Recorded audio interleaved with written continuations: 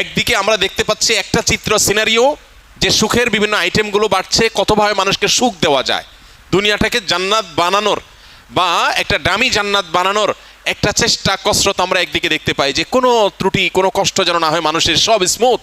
এটা একটা সিনারিও। আর আরেকটা সিনারিও হলো প্রত্যেকটা ঘরে ঘরে, বড়রা তো আর বড়রা, মানব ইতিহাসে কখনো বাচ্চারা যেখানে ডিপ্রেসড এরকম ছিল না, এখন ঘরে ঘরে যত আধুনিক, যত উন্নত, যত অগ্রসর, তত বেশি বাচ্চাদের মধ্যেও ডিপ্রেশন বেশি পাওয়া যাচ্ছে, আত্মহত্যার প্রবণতা বাড়ছে। বাস্তবতা হলো আধুনিক পৃথিবীর উল্লেখযোগ্য সংখ্যক, বরং বলা যায় নির্দ্বিধায় বেশিরভাগ মানুষ এই বিপদে আজ আক্রান্ত। মাঝে মাঝে মনে হয় আমার মানসিকতা বিকৃত হয়ে গেছে, আগে যে স্মরণশক্তি ছিল তা নেই, মনোযোগ থাকে না, বিনা কারণে রাগ ওঠে, প্রোক্রাস্টিনেশন, সময়ের কাজ সময়ে না করা ও ডিপ্রেশনে ভুগছি। কিভাবে এসব থেকে পরিত্রাণ পেতে পারি? আধুনিক পৃথিবীর বেশিরভাগ মানুষ এই রোগে আক্রান্ত। যে ভাই প্রশ্ন করেছেন তিনি হয়তো নিজের কথা বলেছেন, বাকি হাকিকত হলো, বাস্তবতা হলো আধুনিক পৃথিবীর উল্লেখযোগ্য সংখ্যক, বরং বলা যায় নির্দ্বিধায় বেশিরভাগ মানুষ এই বিপদে আজ আক্রান্ত। অর্থাৎ কোনো কাজে মনোযোগ বসে না, এবং কারোর হয়তো মোবাইল টেপার নেশা, কারোর হয়তো ফিকশনের বই পড়ার নেশা, কারোর হয়তো খেলাধুলার নেশা, কারোর হয়তো গেমসের নেশা। ডোপামিন এবং নেশা এগুলো আমাদেরকে আষ্টে পৃষ্ঠে বেঁধে ফেলেছে এবং আমাদেরকে জঘন্য রকমভাবে অসুস্থ করে ফেলেছে। এগুলো থেকে উত্তরণের জন্য আমাদের নানাবিধ উদ্যোগ থাকা উচিত। এর মধ্যে সবচেয়ে বড় করণীয় হলো, যেই কোনো কাজ অতিরিক্ত নেশা হয়ে গেলে সেটা ছেড়ে দেওয়া বা সেটা থেকে সরে আসার চেষ্টা এবং সংগ্রাম চালানো দরকার। সবচেয়ে বড় কথা হলো, একজন ইমানদার একটা সুনির্দিষ্ট রুটিন, যেটা খুবই প্রোডাক্টিভ হবে, তার জীবনের বারাকা আসবে, এরকম একটা রুটিন সুন্নাহর সাথে, কোরআন এবং হাদিসের সাথে মিল রেখে তিনি নিজের জন্য যে করবেন এবং সেটার উপর আমল করবেন।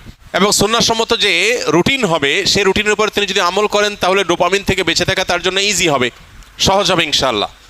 এর বাইরে বিশেষ করে যে বিষয়গুলো তাকে অনেক বেশি আসক্তির দিকে নিয়ে যাচ্ছে, নিজে থেকে সেটা ট্রিটমেন্টের উদ্যোগ নিতে হবে। প্রয়োজনে কোনো মেন্টর, কোনো উপদেষ্টা, শরঈ উপদেষ্টা নিয়োগ দিতে হবে। নিয়োগ দেওয়া মানে বেতনভিত্তিক নিয়োগের কথা না, মানে কাউকে ফিক্স করা উচিত যে আপনি আমাকে গাইড করেন, যিনি কোরআন এবং হাদিসের আলোকে বিচক্ষণতার সাথে আমাকে গাইড করতে পারবেন। তাহলে সেক্ষেত্রে এই গাইডলাইনগুলো মানুষকে অনেক সময় হেল্প করে, নিজেরটা নিজে অনেক সময় করে উঠতে পারে না। সবচেয়ে বড় কথা হলো এবং সর্বশেষ কথা হলো, আল্লাহ রাব্বুল আলামিনের কাছে আমাদের কায়মনো বাক্যে দোয়া করা দরকার, আল্লাহ যেন আমাদেরকে নেশাগুলো থেকে বেঁচে থাকার তৌফিক দান করেন। আমাদের টিনেজাররা, উঠতি বয়সের তরুণরা, এমন ছেলে মেয়ে খুঁজে পাওয়া এখন কঠিন যার ভেতরে কোনো নেশা নাই। প্রত্যেকে নানান নেশায়, নানান রকমের বদভ্যাসে আজ আক্রান্ত হয়ে গেছে।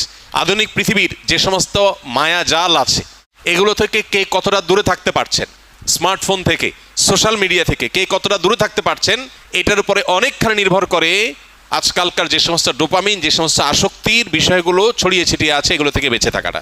এই জন্য মোবাইল ব্যবহার করলেও সেটা লিমিটেড টাইমে ব্যবহার করা উচিত। সোশ্যাল মিডিয়ার ব্যবহার করতে হলেও নির্দিষ্ট সময়, আজকাল অনেক অ্যাপ আছে যে নির্দিষ্ট সময়ের পর এটা লক হয়ে যাবে, সেগুলো ডাউনলোড করে আপনি লক করে ফেলেন, নিজের ব্যাপারে নিজের বিভিন্ন রকম বাইন্ডিংস আনেন। এটা ছাড়া আমরা কেউ আসলে রক্ষা পাবো না। আখিরাত তো শেষই, দুনিয়াও বরবাদ হয়ে যাচ্ছে। ঘরে ঘরে ডিপ্রেশন। বিশ্ব স্বাস্থ্য সংস্থার জরিপ বলছে 2030-এর পর গোটা পৃথিবীতে সবচেয়ে বেশি পরিমাণে যে রোগ ছড়িয়ে পড়বে, বেশি পরিমাণে যে রোগের রোগী গোটা পৃথিবীতে পাওয়া যাবে, সে রোগটার নাম হলো ডিপ্রেশন। আমরা একদিকে দেখতে পাচ্ছি সুখের উপকরণ, নানাবিধ উপকরণ সুখের, এগুলো দিন দিন বাড়ছে। আবার অপর দিকে দেখতে পাচ্ছি পৃথিবীতে দুঃখী মানুষের সংখ্যা, ডিপ্রেসড মানুষের সংখ্যা, পেরেশান মানুষের সংখ্যা পরিমাণ দিন দিন বাড়ছে। একদিকে আমরা দেখতে পাচ্ছি একটা চিত্র সিনারিও, যে সুখের বিভিন্ন আইটেমগুলো বাড়ছে, কতভাবে মানুষকে সুখ দেওয়া যায়, দুনিয়াটাকে জান্নাত বানানোর বা একটা দামি জান্নাত বানানোর একটা চেষ্টা কসরত আমরা একদিকে দেখতে পাই, যে কোনো ত্রুটি কোনো কষ্ট যেন না হয়, মানুষের সব স্মুথ। এটা একটা সিনারিও। আর আরেকটা সিনারিও হলো প্রত্যেকটা ঘরে ঘরে, বড়রা তো আর বড়রা, মানব ইতিহাসে কখনো বাচ্চারা যেখানে ডিপ্রেসড এরকম ছিল না, এখন ঘরে ঘরে যত আধুনিক, যত উন্নত, যত অগ্রসর, তত বেশি বাচ্চাদের মধ্যেও ডিপ্রেশন বেশি পাওয়া যাচ্ছে, আত্মহত্যার প্রবণতা বাড়ছে।